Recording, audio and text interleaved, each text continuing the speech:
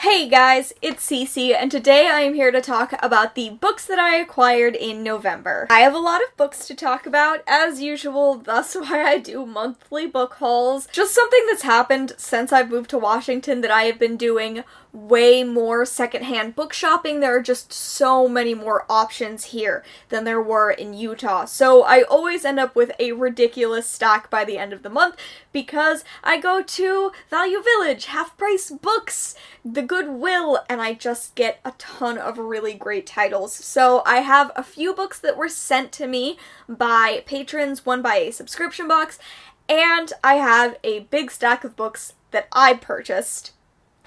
So let's talk about the ones I was sent first, and then we can jump into all of my personal purchases. So first up, I wanted to mention Middlegame by Seanan and McGuire. I just talked about this in my December TBR that was part of my November wrap-up. This was sent to me in a double package. The other book that came with it was The Prince and the Dressmaker by Wang, and these were sent to me by Olivia. You can find Olivia at Stagey Bookish on Twitter, Instagram, and YouTube. So thank you so much, Olivia. These both came wrapped from Amazon, from my Amazon wish list, and it was like, I was having a rough day when they arrived, and it like turned my day around. It was the nicest gift, and these are both books I'm so excited to read. Middlegame is about twins, fraternal twins, I believe, and it's about alchemy and the possibility of attaining godhood. It's really interesting sounding. I am reading it as my December patron pick, so I can't wait to read this. And The Prince and the Dressmaker is like a celebrated graphic novel. I can't believe I haven't read it yet. Somehow. This is about a prince, Prince Sebastian, and he wears dresses. And this is a total secret from everyone in the kingdom, and the person who helps this happen is his best friend Francis, who makes dresses for him. And he takes the kingdom by storm at night, dressed as Lady Crystalia, the hottest fashion icon in the world capital of fashion. And this is set in Paris. Like I said, it's a celebrated graphic novel.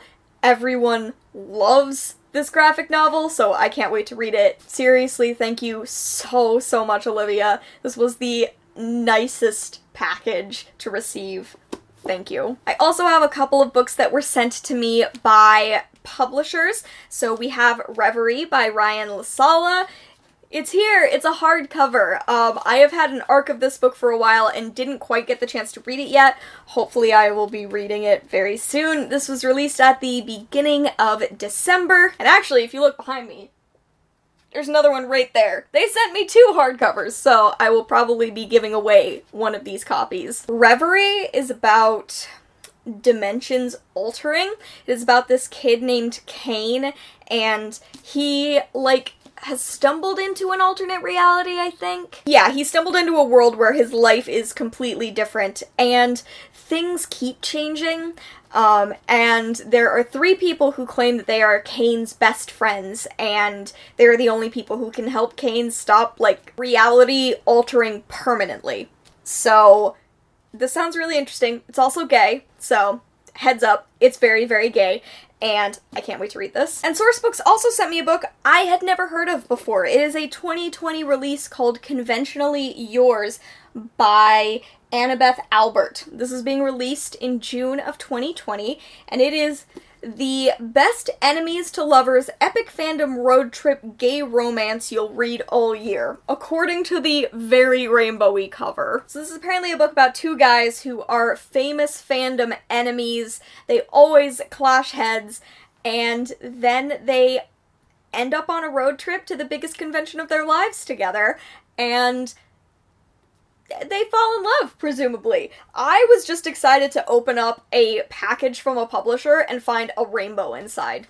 There's also a rainbow on the spine, so hopefully I will be reading this at some point before the release date. I am very excited about 2020. There are so many queer releases. It is ridiculous. And I'm glad that some of them are apparently gonna be rainbow. Next, I have 2 copies of the same book, one of which I was sent, and one I purchased myself. And that is Call Down the Hawk by Maggie Stiefvater. I have 2 copies of this book, and I am keeping both of them.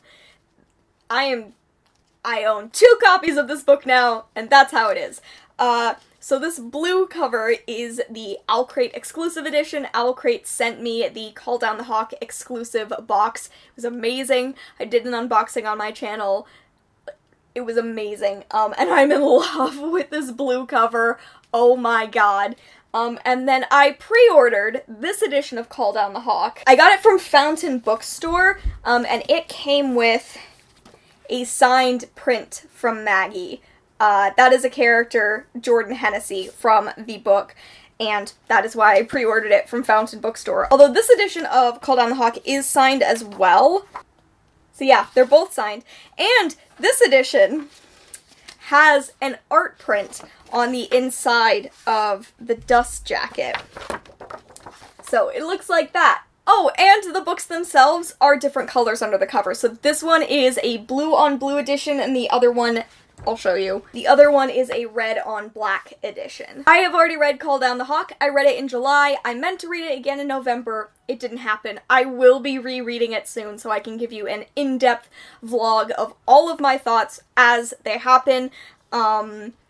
This is a spin-off to the Raven Cycle about Ronan Lynch, and it was my most anticipated release of the year. So I'm really glad that I wound up with 2 copies. I forgot one more book that I was sent. That is Belle Revolt by Lindsay Miller. This was sent to me also by Sourcebooks.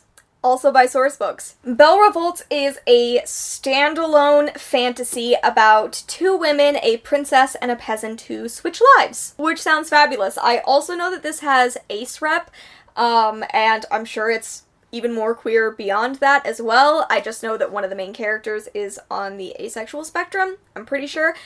Lindsay Miller is popular in the queer bookish community for writing Mask of Shadows, which was about a gender-fluid thief. So I was really excited to read Lindsay's next book. I think this sounds super fun and fantastic. And you know I'm always here for Ace Rep. Oh, and this is being released in February of 2020, so look for it in February. So now I'm going to talk about only books I purchased myself. I have about half of these are from half-price books. 3 of them are from the Goodwill, and 3 of them are from Value Village. So I'm going to talk about the Goodwill first. I got 2 books from the Goodwill that I've already read. I just wanted my own copies of.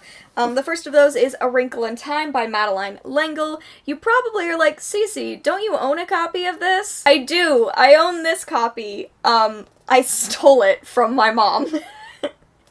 That's the full story there. When I moved out, I literally just stole her copy of the book. When I moved out to school, and then one day when we were moving, she was like, where's my copy of A Wrinkle in Time? Why can't I find it? And I was like, oh, it's in New Jersey. And she was like, and then she forgot about it, and so I just kept having this copy, but I'm being a better person now. I went and bought my own copy of A Wrinkle in Time, and I will be returning this long ago stolen copy to my mom. I think she was more understanding because we read this together when I was a kid. Like, she read it aloud to me, so we have a special bond with this book, but that doesn't mean that I get to keep her copy. So, A Wrinkle in Time is one of my old favorites. I think I talked about it in my favorite books of all time video, and I just love this edition. Isn't this the most gorgeous edition? Oh, I am obsessed with it. I think this is the edition. Is this really from 1973? I think this is an edition from 1973. I love this book. It's very special to me. I am glad I have my own copy, and that I can return my copy to my mom so that we can go back to, like, sharing our bond over this book instead of slowly forming a rivalry because I keep stealing her books. The other book that I got at the Goodwill that I've already read is The Night Circus by Erin Morgenstern. I didn't have a copy of this, which is wild because I love The Night Circus. I talk about it a lot. I read this book originally from someone else's collection, and I never got my own copy. Now I have my own copy. This is a story about rival magicians and love, and about a circus that only appears at night, and it appears without warning in different places, and it's super magical and wonderful, and I wanted a copy of this Erin Morgenstern book so that when I get a copy of The Starless Sea, her newest book, they can sit together and I can be like, look, two beautiful, beautiful Erin Morgenstern books. And the final book I got from the Goodwill is The Outsiders by Stephen King. I don't know what this is about, but I like Stephen King. I haven't read nearly enough of his books, but I've read 5 or 6, I think, and really enjoyed pretty much all of them.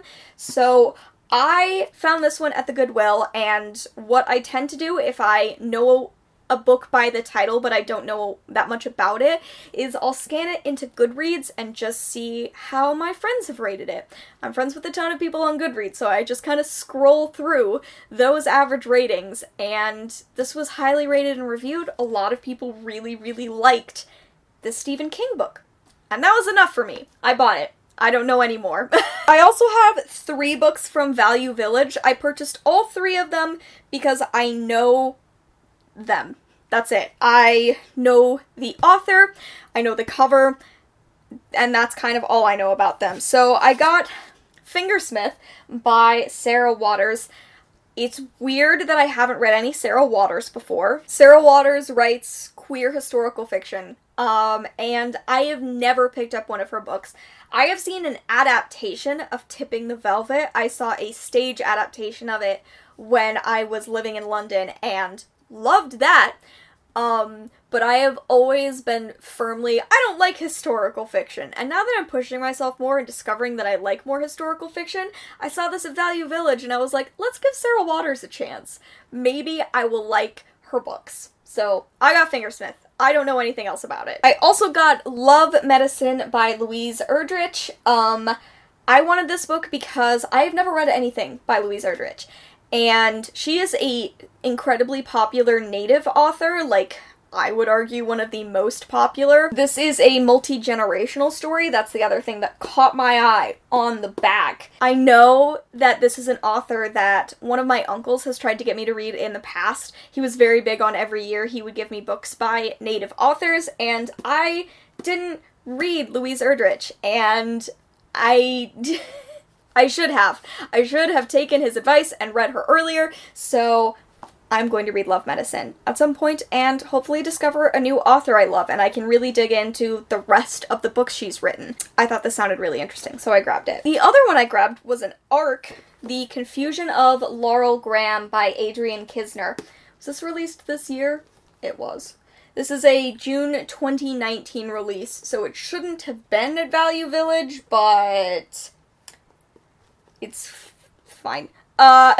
The only thing that I knew about this book is that it's on my Goodreads TBR and that it was a queer release of this year. I'm also pretty sure this was an Under the Gaydar book. Like, a lot of people didn't know this was queer. It doesn't say anything about that on the back. Laurel, the main character, has an all-consuming ambition to become the most renowned nature photographer and birder in the world.